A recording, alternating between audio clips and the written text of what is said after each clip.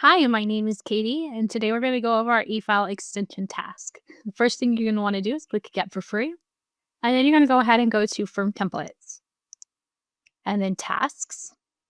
And here you can see all the tasks that we've downloaded, but the first one we're going to go over today is going to be our e-file extension task.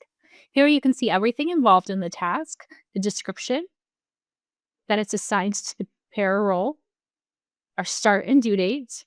0 means that it starts today. And then our subtasks that are involved in this task. We're going to go click Save and Exit as we will revisit this as soon as we assign the task. This can be set up as a standalone task or as part of your pipeline. Today we're going to assign it as a standalone task. So I'm going to select Task. I'm going to assign it to my test account, which is under my name. I'm going to go ahead and select my template. And here you can see everything that is involved in the task. Again, we have our description, and we have our start date and due date.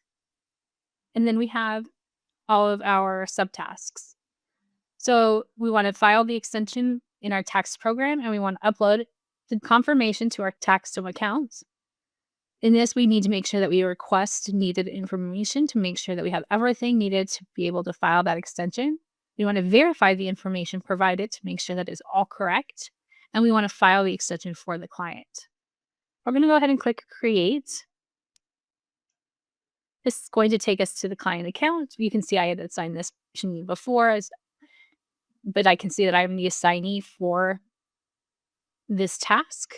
You can see everything involved. And if we click on the task, again, we can see everything involved in the task. If you have any questions, you can reach out to us in the community or our success team at success@taxdome.com. Thank you and have a great day.